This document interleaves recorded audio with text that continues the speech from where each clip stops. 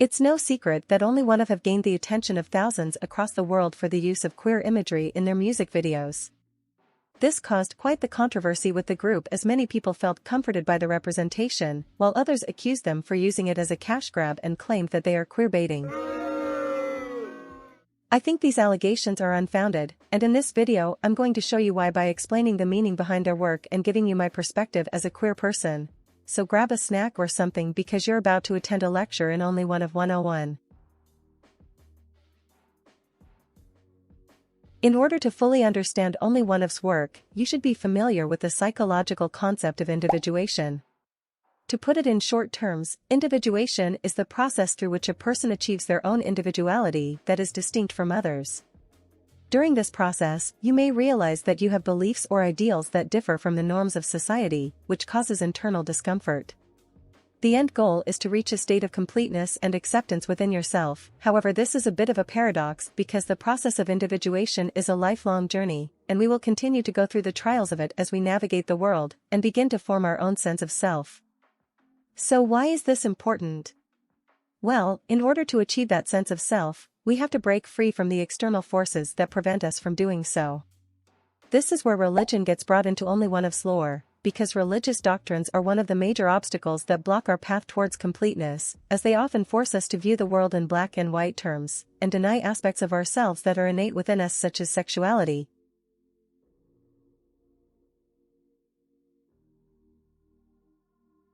OnlyOneOf debuted with their title track Savannah, in which the relationship that they sing about is described as being analogous to the eating of the forbidden fruit in Christianity. The song was also confirmed to be inspired by the work of Arthur Rimbaud, whose most notable poem, titled A Season in Hell, deals with a protagonist that considers himself an outcast and struggles with his disdain for the society that he currently lives in. He fantasizes about quitting civilization in favor of living in a less restrained world. Now, while Savannah itself isn't explicitly queer, it is easy to see how it can be interpreted through a queer lens, as queer people tend to feel ostracized from society, and are told that the way we love is a sin and should therefore be forbidden. They also sing about feeling trapped amongst people, and reference the law of the jungle, which is an expression that describes a scenario of people abandoning morality and laws in favor of survival. In this context, this could mean that OnlyOneOf decided to abandon what is considered morally correct by society in order to pursue their temptation and the forbidden relationship that they are singing about. In Sage, we see them begging for forgiveness from God after feeling shame for having indulged in the forbidden fruit that they talked about in Savannah. But why would they do this if they felt constrained by religious ideals and wanted to reject them? Well, you must remember that individuation is an ongoing process and one that is not without obstacles.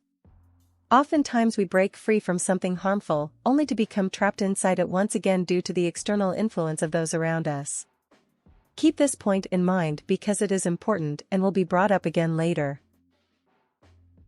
Their next release, Angel, continues the themes that we saw in Savannah and Sage. There are many ways to interpret this song and music video, but one interesting thing to notice is how the members are being monitored through screens as they profess their love for the angel. However, this love is not legitimate and quickly becomes toxic, leaving the song to end with the lyrics "one love to hurt" instead of the "one love for life" that we hear in the chorus. Again, we see how this can be queer-coded, as it is a common experience for some queer people to force themselves into straight relationships in order to please the people around them and to alleviate internal conflict.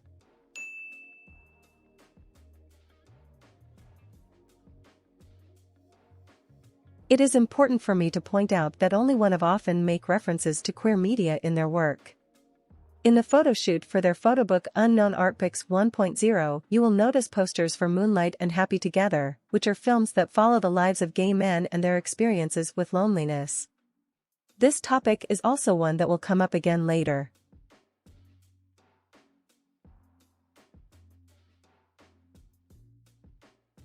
In 2021, OnlyOneOf released their album Instinct Part 1 with the title track Libido, which is probably their most known one to date. The concept of the album, as the title implies, focuses on the instinctual nature of sexuality and lust, and how it should be embraced rather than repressed. The album was inspired by psychologist Sigmund Freud's views and conveys the idea of how suppressed thoughts ultimately lead to stronger impacts on our subconscious mind. The album, when listened to from start to finish, begins with libido, and tells the story of a boy who is exploring his sexuality for the first time. The album ends with him desperately crying out to God as he feels guilty for not being able to contain his lust in the song Tear of God, which is something we've seen earlier in Savannah and Sage. The music video for Libido is parallel to that of the story of Adam and Eve in the Garden of Eden, but in this scenario, they are queer, and basically each other's forbidden fruit. The video follows them on their journey to accepting their sexuality instead of suppressing it. Another thing I should point out here is how OnlyOneOf frequently use juxtaposition in order to convey their message. For example, they are singing about giving in to lust while at the same time using biblical imagery and symbolism throughout the entire video. If you would like to dive further into an analysis of the video, I suggest you watch this video here. Instinct Part 1 also has CD-only tracks that are interludes placed in between the songs that give the album a beautiful cinematic and coming-of-age feel. This is just my own speculation, but the interludes, mainly being piano instrumentals, feels very reminiscent of the movie Call Me By Your Name, and how the main character Elio would frequently be shown playing the piano. Not to mention that the title of one of the instrumentals is literally I Called It You, but it's actually me. The movie is later referenced in Rhee's solo song Because. Following Instinct Part 1, OnlyOneOf released a digital single titled Mono, in which they sing about being heartbroken after someone has left them and compare the feeling to being colorless as if they are trapped in a black and white movie. If you read the captions for the promotional teasers they posted, you will notice that some of them are actually quotes from a British TV show named Skins, which followed the lives of teenagers and touched on controversial subjects like sexuality. Interestingly, the caption for Yu Jong's picture is a quote from one of the queer characters on the show. Don't you dare leave me in your bed again. I've got to go. I know you, Naomi. I know you're lonely. I think you need someone to want you. Well, I do want you. So be brave and want me back. Their next release, Instinct Part 2, continues the themes of Part 1, but in a different way. Instinct Part 1 dealt with the boy's internal awakening, but in Part 2, we see that he has overcome his struggles, and is now encouraging his partner, and by extension the listeners, to do the same. I won't go too far into detail about Skins, as it is quite complex and deserves a video of its own, but the video picks up after Libido, where the boys have given in to their urges. This time though, the album ends with the song Ultimate Bliss, where the boy has decided to embrace his libido instead of rejecting it, and wants his partner to follow, even offering to take the punishment that supposedly awaits them for doing so. This is in direct opposition to Tear of God from Instinct Part 1, where the boy is riddled with guilt and cries out to God for help.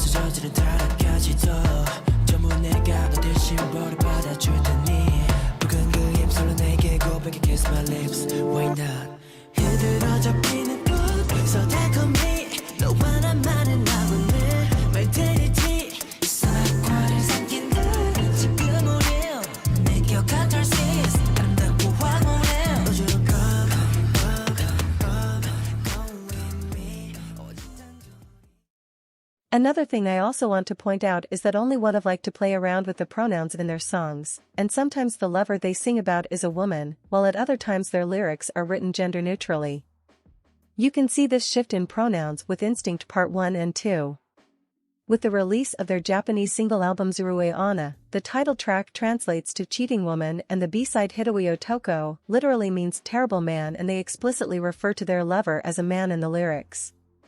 I believe they do this to make their songs relatable to everyone that listens.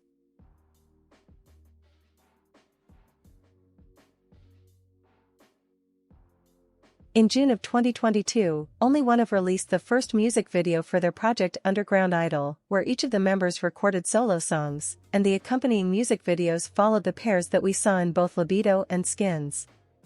The title of the project comes from an interlude on the album Instinct Part 2 titled Underground Idol No. 0. Each of the members' albums are associated with a color, and when you put them all together, they form a type of pride flag. This recalls back to the song Mono, where they sing about losing the color in their life after someone they love leaves them, but they slowly gain the colors back throughout the Underground Idol project as they find love again. I think all of the videos were beautifully made, and I want to commend them for portraying the queer experience in such a realistic way that many people can relate to. They also included a lot of heartfelt words addressing the LGBTQ community in the descriptions of some of the videos.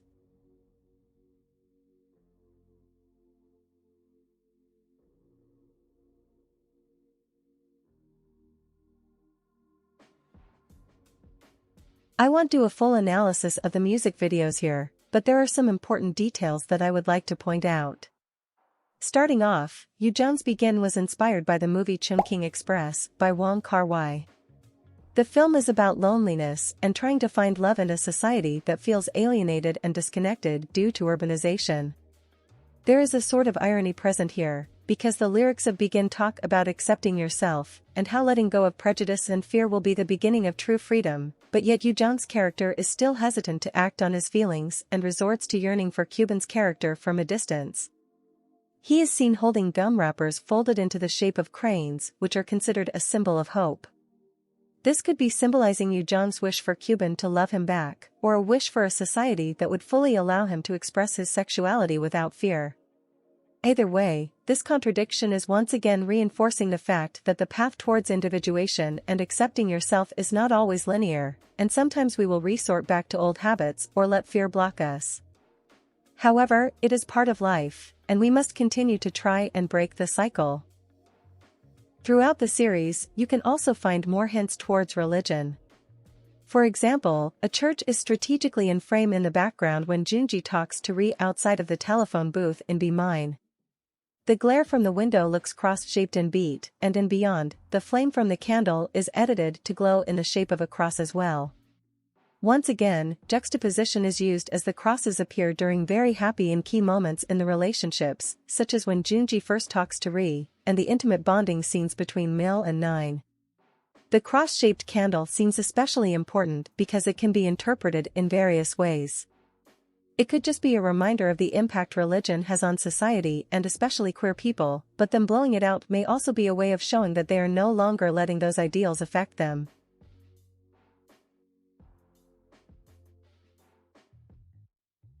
In March 2023, OnlyOneOf released the album Soul Collection with the title track Soul Drift that continues the themes of Underground Idol. Throughout the album, the songs convey the lingering loneliness that we feel due to disconnection, and the yearning we have for love, which is the same motif that is present in the movies Chungking Express, Happy Together, and Moonlight that I mentioned earlier. Queer films possibly referenced in OnlyOneOf's visuals include Happy Together, A Portrait of a Lady on Fire, and Brokeback Mountain. The phone booth that was in all of the Underground Idol videos also appears in Soul Drift, so I want to talk about its importance. Of course, telephones are used to communicate with other people, and the members are shown singing next to and inside of it. In a never-sleeping city such as Seoul, one would not expect to feel lonely, as there are theoretically an abundance of people to meet and connect with. However, this is not the reality for many queer people due to lack of acceptance. This causes a very isolating experience, as we are surrounded by people, but somehow still disconnected from everyone else, and unable to relate to them. The telephone booth could be a symbol for the queer experience in general, and what it is like to feel that disconnection. Notice once again how key moments in the relationships happen in or near the phone booth, such as when Cuban is drunk and falls into Yoo-jung's arms, when Junji first talks to Ri, and it is the spot where Nine meets Mil when they were supposed to go on their date. The telephone booth is the shared experience that connects them together. Another thing to pay attention to is Yoo-jung's makeup throughout the Soul Drift era. In the music video, album booklet, and live stages, he has a cross drawn on his face. Once again, notice the contradiction between him singing a song about accepting yourself and going down your own path, while having a religious symbol on his face. We also see one on Nine's face during Chrome Hearts, although I'm not sure if this is just because the fashion brand Chrome Hearts has a cross as its logo, or if there was a deeper meaning behind it, but it's only one of and the things they do tend to be very intentional, so I'm assuming the latter. The lyrics to the original Japanese version of Chrome Hearts are interesting, as they are about trying to convince your partner to let go of fear and trust you, and promising to protect them no matter what. The song is officially described as being about youth who hide themselves by pretending to be tough like chrome metal and incapable of getting hurt.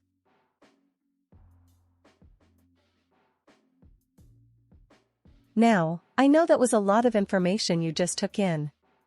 This just goes to show how prevalent queerness is to OnlyOneOf's lore. Part of the reason why the queerbaiting allegations make no sense to me is because you can trace the queer coding all the way back to their debut, but people think they just randomly woke up one day and decided to be gay for pay. Speaking of queerbaiting, if the definition of queerbaiting is a marketing technique for fiction and entertainment in which creators hint at, but then do not depict, same-sex romance or other LGBTQ+ representation, then how are OnlyOneOf queerbaiting when the characters they are portraying in their videos are literally in gay relationships? OnlyOneOf have continued to give us thoughtful and realistic queer representation with their work, despite the backlash they received after Libido. It really shows how important what they are doing is, considering that a large majority of the fandom are part of the LGBTQ community. So clearly they're doing something right, and I hope they will continue because they are creating a safe place for so many people around the world, and I can't even describe how comforting it feels to finally see a group that is explicitly embracing and accepting the community. As always, thank you for watching and happy belated Pride. 성별을 떠나서 한 사람과 사람이 나누는 사랑이나 갈등에 대한 이야기라고 생각을 하고.